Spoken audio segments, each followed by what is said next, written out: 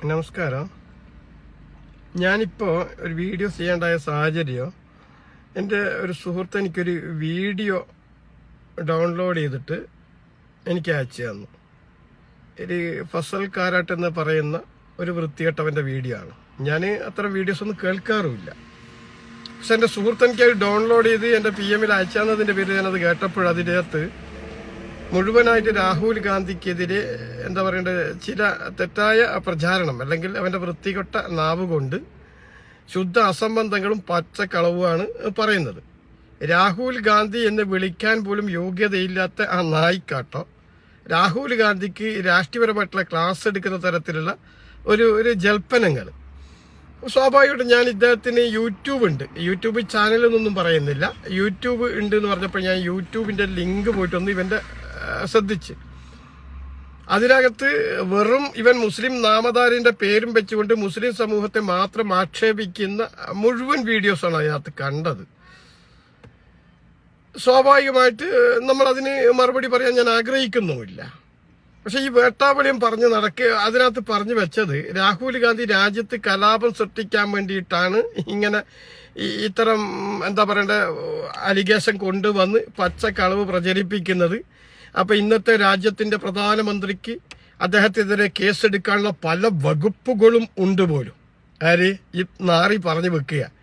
ഞാൻ പറയാതെ നാറിനോട് പറയാ, രാഹുൽ ഗാന്ധിന്റെ ഒരു രോമം അങ്ങ് പിഴുതങ്ങ് തരാം, എന്നിട്ട് കൊണ്ടുപോയിട്ട് അറസ്റ്റ് ചെയ്യും കേട്ടാ. എന്ത് കാര്യം അതിനകത്ത് രാഹുൽ ഗാന്ധി സത്യസന്ധമായിട്ട് ഈ നാണം കെട്ട ഗവൺമെന്റ് ജനാധിപത്യത്തെ വ്യഭിചരിച്ചിട്ട് സർക്കാർ ഉണ്ടാക്കിയ ഗവൺമെന്റിന്റെ തെറ്റായ കാര്യങ്ങൾ അദ്ദേഹം തെളിവിന്റെ അടിസ്ഥാനത്തിൽ നിരത്തിയിട്ടല്ലടാ പരമചറ്റെ അദ്ദേഹം പറഞ്ഞത് അല്ലേ.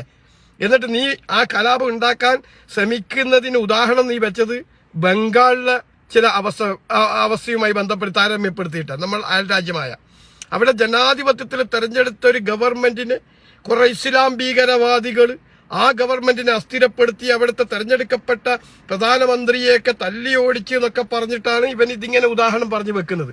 എടാ വൃത്തികെട്ട നായെ, ഞാൻ അങ്ങനെ നിന്നെ ഉപയോഗിക്കുന്നുള്ളൂ, കൂടുതൽ ഞാൻ പറയുന്നില്ല.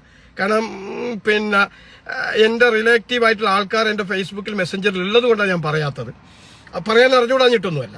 എടാ പരമച്ചറ്റെ, നിനക്ക് എന്താ ബംഗ്ലാദേശിനെ പറ്റി അറിയാം? നീ അത് ഉപയോഗിച്ചല്ലോ. എടാ അവിടെ ഈ സംഘി ഇവിടുത്തെ ഗവൺമെന്റ് ഭരിക്കുന്നത് പോലെ തന്നെയാണ് അവിടെ ഷേഖ് ഹസീന ഭരിച്ചത് 15 വർഷക്കാലം. അവിടെ പ്രതിപക്ഷം ഇല്ല. പ്രതിപക്ഷത്തിന്റെ ശബ്ദത്തെ മുഴുവൻ അടിച്ചമർത്തി, പ്രതിപക്ഷത്തിന്റെ മുഴുവൻ നേതാക്കളെ വീട്ടുതടങ്കലിലും ജയിലിലും അടച്ച് അങ്ങനെ ഉണ്ടാക്കുന്ന ഒരു പ്രക്ഷോഭം. അതിനപ്പുറത്തേക്ക് തന്നെ ഒരു ക്യാമ്പസിനകത്തു നിന്നാണ് പരമച്ചറ്റെ അവിടെ പ്രക്ഷോഭങ്ങൾ പൊട്ടിപ്പെടുന്നത്. എന്തുകൊണ്ടാ? അവിടെ കിട്ടേണ്ട മെറിറ്റിൽ പഠിച്ച് പാസ്സായവർക്ക് ജോലി കൊടുക്കാതെ ഈ പറയുന്ന ഇന്നിപ്പോ ചാണകങ്ങൾ ഇന്ത്യ രാജ്യത്ത് ചെയ്തു വെക്കുന്നത് പോലെ ആ പാർട്ടിന്റെ ആൾക്കാർക്ക് തിരികെ കയറ്റുമ്പോൾ സ്വാഭാവികമായിട്ട് പഠിച്ചിറങ്ങിയ വിദ്യാർത്ഥികൾ സമരത്തിലേക്ക് വരുന്നു. ആ സമരവുമായി ബന്ധപ്പെട്ട് പിന്നെ അവിടുത്തെ ജനങ്ങൾക്ക് പൊറുതിമുട്ടി ജീവിക്കാൻ കഴിയാത്ത ഒരു സാഹചര്യം ഉണ്ടാകുമ്പോൾ പൊതുസമൂഹം ആ സമരത്തെ ഏറ്റെടുക്കുന്നു. അങ്ങനെ ഉണ്ടായ സമര പരമച്ചറ്റെ, അല്ലാതെ അവിടെ വേറെ ജനാധിപത്യത്തിലെ കൂടി തെരഞ്ഞെടുത്ത ഒരു ഗവൺമെന്റിനെയല്ല. അവിടെ കഴിഞ്ഞ 15 വർഷങ്ങളായിട്ട് ഇലക്ഷൻ നടക്കുന്നുണ്ട് പേരിന്. അതായത് പ്രതിപക്ഷത്ത് ഒരാൾ പോലും നോമിനേറ്റ് ചെയ്യപ്പെടുന്നില്ല, അല്ലെങ്കിൽ നോമിനേഷൻ കൊടുക്കപ്പെടുന്നില്ല. അർദ്ധരാത്രി പെട്ടി മിഷ്യം വെച്ചുകൊണ്ട് തന്നെ ഷെയ്ഖ് ഹസീനന്റെ ആൾക്കാരും അവിടുത്തെ മിലിറ്ററി ഫോഴ്സും ഒക്കെ ഇവർക്ക് മാത്രം കുത്തിയിട്ടിട്ടുണ്ടാക്കുന്ന ഒരു ഗവൺമെന്റായിരുന്നു അവിടെ.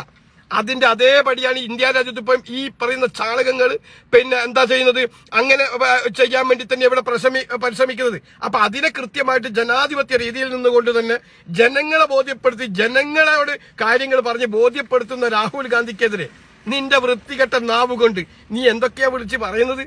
നീ രാഹുൽ ഗാന്ധി എന്ന് ഉച്ചരിക്കാൻ നിനക്ക് യോഗ്യത ഉണ്ടടാ പരമച്ചറ്റെ?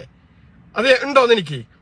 അപ്പൊ അതുകൊണ്ട് നീ രാഹുൽ ഗാന്ധിയെ, കോൺഗ്രസ് പാർട്ടിയെ ഒന്നും ക്ലാസ് എടുക്കാനും പഠിപ്പിക്കാനും ഈ വഴിക്ക് വന്നേക്കരുത്. നീ ആ വഴിക്ക് ചാണകങ്ങളെ പറ്റിച്ചിട്ട് ചാണകങ്ങളെ ആസനം നക്കിയിട്ട് ജീവിക്കുന്നെങ്കിൽ ആ വഴിക്ക് അങ്ങനെ അങ്ങ് പൊക്കോ കേട്ടാ. പിന്നെ കൂടുതലൊന്നും ഞാൻ പറയുന്നില്ല. അതുകൊണ്ട് നിനക്ക് കാര്യങ്ങൾ അറിയില്ലെങ്കിൽ അത് അറിയുന്നവരോടങ്ങ് ചോദിച്ചു പഠിക്കും. ബംഗ്ലാദേശിലൊക്കെ എന്താ സംഭവം ഉണ്ടായത്, തൊട്ടടുത്ത പോലെ തന്നെ ശ്രീലങ്കയിലൊക്കെ എന്താ സംഭവം ഉണ്ടായതെന്നൊക്കെ അറിയുന്നവരോട് ചോദിക്കും. ആ തരത്തിലേക്ക് ഇന്ത്യ രാജ്യം ആവിപ്പോവരുത് എന്നുള്ളത് കൊണ്ടാണ് ഈ ജനാധിപത്യത്തിൽ നിന്നുകൊണ്ട് തന്നെ ജനങ്ങളെ അണിനിർത്തിക്കൊണ്ട് തന്നെ ജനങ്ങളെ പറഞ്ഞ് ബോധ്യപ്പെടുത്തിക്കൊണ്ട് തന്നെ ഈ ജനാധിപത്യം വ്യഭിചരിക്കുന്ന ഈ നാണം കെട്ട ഗവൺമെന്റിനെ തുറന്നു കാണിക്കുന്നത്. മനസ്സിലായ? അല്ലെങ്കിൽ ഈ ഇത്രയും അലിഗേഷൻ, ഇത്രയും വിത്ത് എവിഡൻസിന്റെ പേരിൽ രാഹുൽ ഗാന്ധി കാര്യങ്ങൾ പറഞ്ഞിട്ട് ഇവിടുത്തെ ഇലക്ഷൻ കമ്മീഷൻ അതിനൊരു മറുപടി പോലും കൊടുത്തിട്ടില്ല. പറഞ്ഞതെന്താ? സത്യവാങ്മൂലത്തിലെ കൂടി അവിടെ ഒരു ഇത് കൊടുക്കണം, പരാതി കൊടുക്കണം. എന്തെന്നാ ഇത്? ഈ കള്ളന്മാർക്ക് പിന്നെ ഇത് കൊടുക്കാൻ വേണ്ടി സത്യവാക്ക് കൊടുക്കണോ?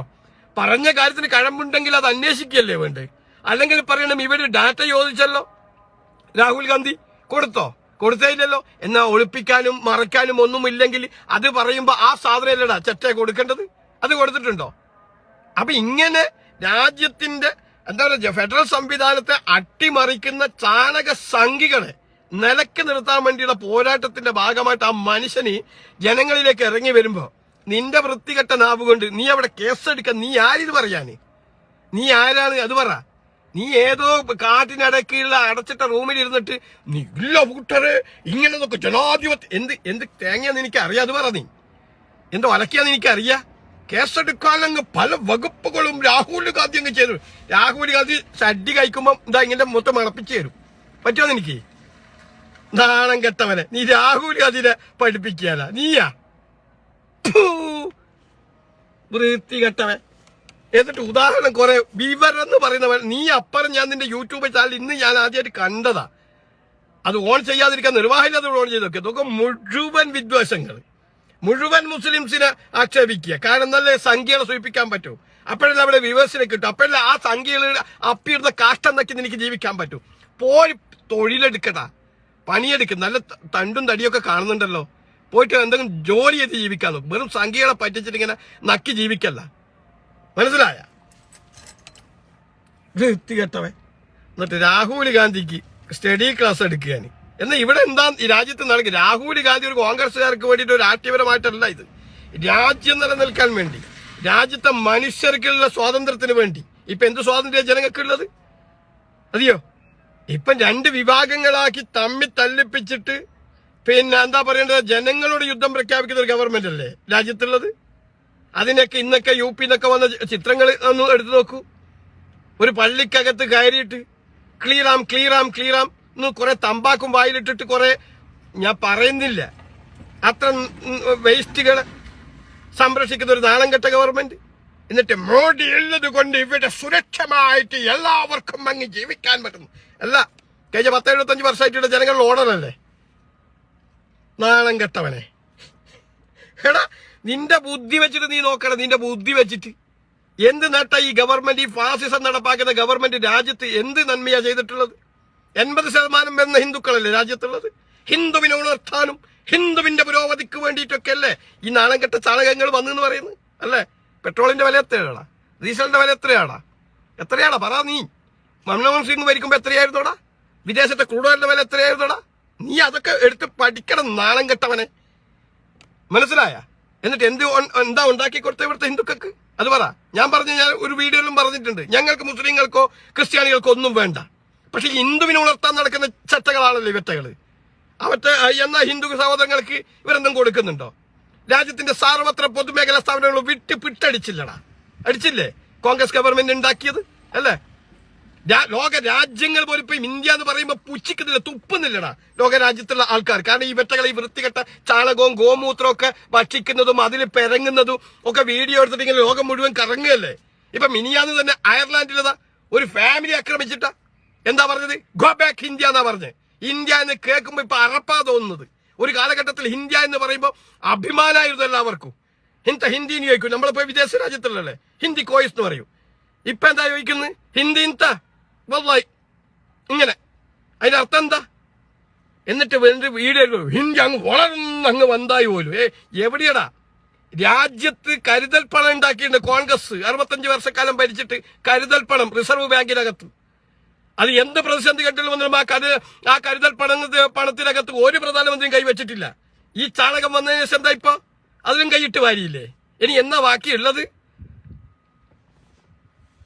എന്നിട്ട് പറഞ്ഞു നടക്ക ഈ നാണം കെട്ടവൻ രാഹുലും കോൺഗ്രസിനും ക്ലാസ് എടുക്കാൻ. ഇവൻ ആരടാ? നീ ആ മറ്റേ വർഗീയതയും ഈ മുസ്ലിങ്ങളെ കുറ്റവും പറഞ്ഞ് സംഖ്യകൾ നക്കി തങ്ങ് കിടക്കുക കേട്ടാ. കോൺഗ്രസിനുണ്ടാക്കാനും കോൺഗ്രസ് രാഷ്ട്രീയം പഠിപ്പിക്കാനും നീയല്ല, നിന്റെ 7 ജന്മത്തിൽ നിന്റെ തന്തന്റെ തന്ത വിചാരിച്ചാലും നടക്കത്തില്ല. അത് നീ മനസ്സിലാക്കിക്കോ കേട്ടാ. മറുപടി നല്ല പോലെ പറയാനറിയാം, കണക്ക് വെച്ചിട്ട് പറയാനും അറിയാം. പക്ഷെ നിന്നോട് അത് വേണ്ട. നിന്നോട് രാഷ്ട്രീയമല്ല പറയേണ്ടത്, നിന്നോട് മറ്റേ നിന്ന് കൂട്ടിയിട്ട് പറയാൻ വേണ്ടിയിട്ട് ഞാൻ വന്നത്. കാരണം നീ അത്ര വൃത്തികേട്ട അതിനകത്ത് ആ വീഡിയോസിനകത്ത് മുഴുവൻ പറഞ്ഞത്. മനസ്സിലായ? ഓ സഹോദരങ്ങള്, ആരാ നിന്റെ സഹോദരങ്ങള്? രാജ്യത്ത് സ്റ്റേറ്റിനകത്ത് നിന്റെ ഈ വൃത്തികെട്ട നാവ് കൊണ്ട് ഭിന്നിപ്പുണ്ടാക്കുന്നതും വെറുപ്പും പരത്തുന്ന നീയാ. നിനക്ക് സഹോദരങ്ങൾ എന്താടാ? സംഘിയുടെ RSSന്റെ താകെ പോടാ, സംഘീന്റെ. എന്നിട്ട് പറ അവളാ കേട്ടാ, വിവരം വേണം, വിവരം. ഇതെന്തിനാ മറ്റൊരാൾ പറയുന്നത്? നമ്മളെ വിശേഷ ബുദ്ധിക്ക് നമ്മൾ ചിന്തിച്ചു നോക്കിയാ പോരെ എന്താ രാജ്യത്ത് നടക്കുന്നത്. ഞങ്ങൾ മൻമോഹൻ സിംഗ് ഗവൺമെന്റ് അധികാരത്തിന് പോകുന്നത് വരെ ഏത് തരത്തിൽ ജീവിച്ചു? 2014 ശേഷം ഇന്ത്യ രാജ്യത്തിന്റെ അവസ്ഥ എന്താ? ഏത് തരത്തിൽ ഇപ്പം ജീവിക്കുന്നു? 50 രൂപ നിന്റെ GL പറഞ്ഞടാ, 50 രൂപക്ക് അങ്ങ് പെട്രോൾ ഓരോരുത്തരുടെ കാലിലടക്കം അങ്ങ് കയറ്റിത്തരും, അടിച്ചു തരും എന്ന് പറഞ്ഞേ. ഇപ്പൊ എത്രയാടാ? നിനക്കത് മിണ്ടാൻ പറ്റുന്നില്ലേ? അന്ന് ലോക രാജ്യത്ത് ക്രൂഡ് വില $140 മൻമോഹൻ സിംഗ് രാജ്യം ഭരിക്കുന്ന ഘട്ടത്തിൽ. അന്ന് ആ $140 രാജ്യത്തേക്ക് ഇത് വാങ്ങിച്ച് കൊണ്ടുവന്ന് ശുദ്ധീകരിച്ചിട്ട് രാജ്യത്തെ ജനങ്ങൾക്ക് നീ അടക്കം നിന്റെ തന്തക്ക് അടക്കം തന്നിട്ടുണ്ടാവും. 53 രൂപക്ക് നിന്റെയൊക്കെ കാലിലടക്കം മണ്ണാക്കിലേക്ക് അടിച്ചു തന്നിട്ടില്ലടാ. അതൊക്കെ വാങ്ങിയിട്ട് നീ മണവളം മൂഞ്ചിയിട്ടുണ്ടാവുമല്ലോ, ഇല്ലേ? എന്നിട്ട് ഇന്ന് അതിന് ശേഷം ഗവൺമെന്റ് ഞങ്ങൾ മാറിയതിനു ശേഷം BJP ഗവൺമെന്റ് അധികാരത്തിൽ വന്നതിന് ശേഷം അതേ ക്രൂഡ് ഓയിലിന് വിദേശ രാജ്യങ്ങളിൽ $40 എത്തിയിട്ടുണ്ട്. $40.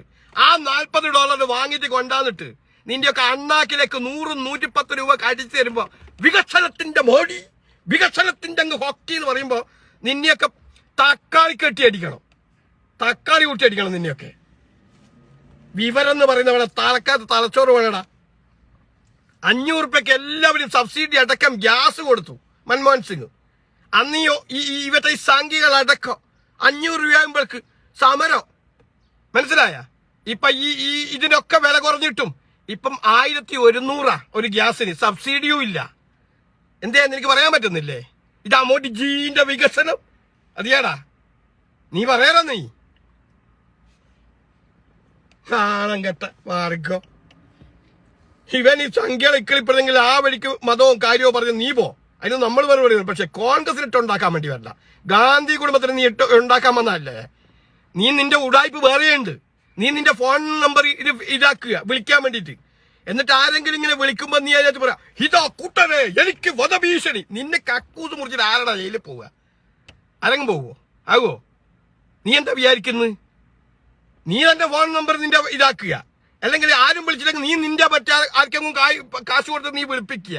എന്നിട്ട് ആ നമ്പർ അവിടെ വെക്കുക. എന്നിട്ട് ഇതാ കുട്ടനെ എനിക്കൊരു ഫോൺ കോൾ വന്നു. നാട്ടുകാരെന്താ മാലോകരെന്താ വേണ്ടത്? നിനക്ക് ഫോൺ വന്നു കഴിഞ്ഞാല് നീ ചെയ്ത ശിക്ഷക്ക് നീ അനുഭവിച്ചോളൂ, വേറെന്താ? ഞാനിവന്റെ വീഡിയോസ് കണ്ടപ്പോഴാണ് കണ്ട്, എനിക്കതല്ല ഇഷ്ടപ്പെട്ടു. രാഹുൽ ഗാന്ധിക്ക് കേസെടുക്കേണ്ട ഒരുപാട് വകുപ്പുണ്ട് പോലും രാഹുൽ പറഞ്ഞിട്ട്. എന്നിട്ട് രാജ്യത്തിന്റെ പ്രധാനമന്ത്രി അവന്റെ അദ്ദേഹത്തിന്റെ മനസ്സാക്ഷി കൊണ്ടും പ്രതിപക്ഷ നേതാവിന്റെ സ്ഥാനം കൊടുക്കുന്നത് കൊണ്ടും മാത്രമാണ് അറസ്റ്റ് ചെയ്യാതിരിക്കുന്നത് എന്നവൻ ഇവൻ പറഞ്ഞു വെക്കുന്നത്. നീയല്ലേ ഇപ്പൊ പ്രധാനമന്ത്രിയുടെ ഓഫീസിന്റെ ചുമതലയും കൈകാര്യമൊക്കെ ചെയ്യുന്നല്ലേ? നാളം കെട്ട വൃത്തികെട്ട തെമ്മാടി അല്ലേ? അങ്ങ് തൊട്ട് നോക്ക്, അപ്പൊ അറിയാം വിവരം എന്താന്നുള്ള കാര്യം കേട്ടാ. കള്ള വോട്ടിലേക്ക് കൂടി ജനങ്ങളെ കബളിപ്പിച്ചിട്ട് ജനാധിപത്യത്തെ വ്യഭിചരിച്ചിട്ട് വന്ന അധികാരത്തിൽ വന്ന ഒരു ഗവൺമെന്റ് അല്ലടാ നിന്റെ. അത്ര വലിയതാണെങ്കിൽ എത്രയാണ് ഭൂരിപക്ഷമൊക്കെ കിട്ടിയത് വാരണാസിയിൽ? 1.5 ലക്ഷം വോട്ടാ. മനസ്സിലായ? അതും ഇപ്പം ഈ അന്വേഷണത്തിന്റെ പരിധി അത് പെട്ടുകഴിഞ്ഞാൽ 1.5 ലക്ഷം വോട്ട് പരാജയപ്പെട്ടിട്ടുണ്ടാവും. മനസ്സിലായ?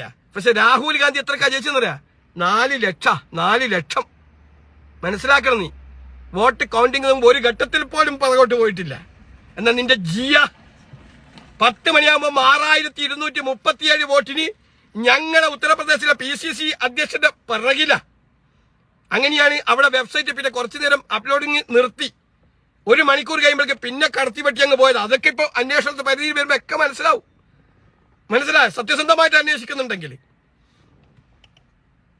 എന്നിട്ട് പറയൂ ജനങ്ങൾ തെരഞ്ഞെടുത്തിയല്ല, ഞങ്ങൾ ഓടിടക്കി വന്നതല്ല. ഓടല്ല, അതിന്റെ അപ്പുറത്തേക്ക് ഇറക്കി വന്നതാ.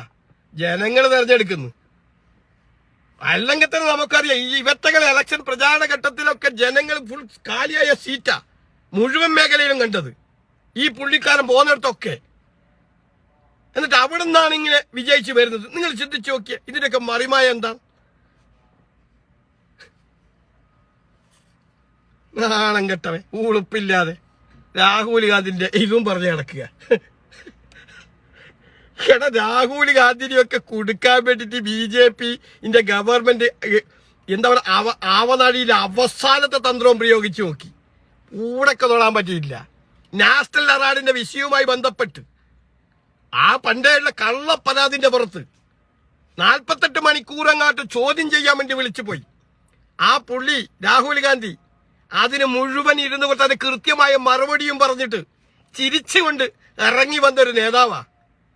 അദ്ദേഹത്തിന് മടിക്കാനൊന്നുമില്ല. പക്ഷെ ആവർത്തിച്ച് പറയുന്നു, ഈ ഗവൺമെന്റ് അധികാരത്തിന് പോയി അടുത്തൊരു ഗവൺമെന്റ് ഫോം ചെയ്താൽ ഈ പറയുന്ന ഒരൊറ്റ ഒരുത്തനും പുറലോകം കാണത്തില്ല. കാരണം അത്രമാത്രം ഇന്ത്യ കൊള്ളയടിച്ചിട്ടുണ്ട്. മുഴുവൻ അന്വേഷിക്കും. മനസ്സിലായി? ഇത് എക്കാലവും ഒരു ഗവൺമെന്റ് അങ്ങനെ സ്ഥായിയായിട്ട് അങ്ങ് കള്ളവോട്ടിലേക്ക് കൂടിയും ഇതുപോലെ കൃത്രിമം നടത്തിയിട്ടും വരാ എന്നുള്ള വ്യാമോഹമൊന്നും വേണ്ട. എല്ലാറ്റിനും ഒരു അവസാനമുണ്ട്.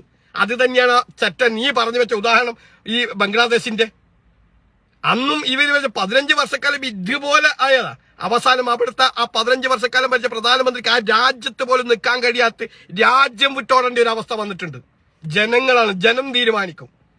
മനസ്സിലായ? എക്കാലവും ഇങ്ങനെ ജനങ്ങളെ കബളിപ്പിച്ചിട്ടും പറ്റിച്ചിട്ടും വിദ്വേഷം ഉണ്ടാക്കിയിട്ടൊന്നും മുന്നോട്ട് പോകാൻ കഴിയത്തില്ല. എല്ലാത്തിനും ഒരു അവസാനം ഉണ്ടാവും. ഇതിനു മുമ്പൊക്കെ ഞങ്ങൾ കണ്ടിട്ടില്ലേ? അറബ് മുല്ലപ്പൂ വസന്തമൊക്കെ കണ്ടില്ലേ? ഇല്ലേ? ലിബിയയുടെ അവസ്ഥ നമുക്കറിയാലോ. കേണൽ ഗദ്ദാഫിയൊക്കെ എങ്ങനെയാണ് മരണപ്പെട്ടതെന്നുള്ള കാര്യം.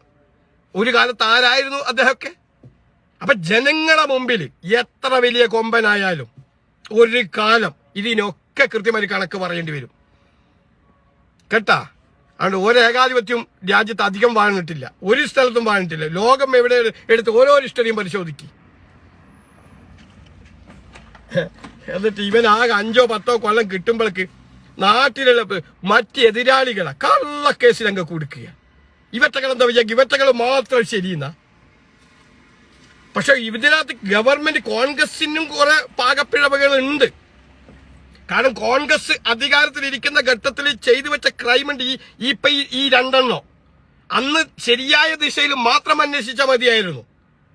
ശരിയായ ഇവർ ചെയ്ത ക്രൈമിന്റെ അടിസ്ഥാനത്തിലുള്ള ക്രൈം FIR ഇട്ട് കേസെടുത്തിട്ടുണ്ടെങ്കിൽ ഇന്ന് പുറം ലോകം ഇത് രണ്ടും കാണത്തില്ല. ഇന്ന് ഉണ്ടാവത്തില്ല ഒരുപക്ഷെ, രാജ്യത്തിന്റെ നിയമവ്യവസ്ഥയിലെ കൂടി കടന്നു പോയിട്ടുണ്ടെങ്കിൽ. പക്ഷെ അന്ന് കോൺഗ്രസ് ഒരു ജനാധിപത്യത്തിന്റെ കൊണ്ട് പിന്നെ മനസാക്ഷിയുള്ള നേതാക്കന്മാരൊക്കെ തലപ്പത്തിരിക്കുന്നതിന്റെ പേരിൽ ഒന്ന് കണ്ണടച്ച് വിട്ടതാ. അതിന്റെ പരിണത ഫലം ഇന്ന് രാജ്യം മുഴുവൻ അനുഭവിക്കുക. 147 കോടി ജനങ്ങളും അനുഭവിക്കുക. മനസ്സിലായി? അത് കോൺഗ്രസിന്റെ ഒരു കഴിവുകേട് കൊണ്ട് തന്നെ. അതിൽ ഞാൻ തർക്കം പറയുന്നില്ല. ഏതായാലും ഞാൻ കൂടുതലൊന്നും പറയുന്നില്ല. ഞാനങ്ങ് അവസാനിപ്പിക്കുക. ഒറ്റ കാര്യം പറയാം.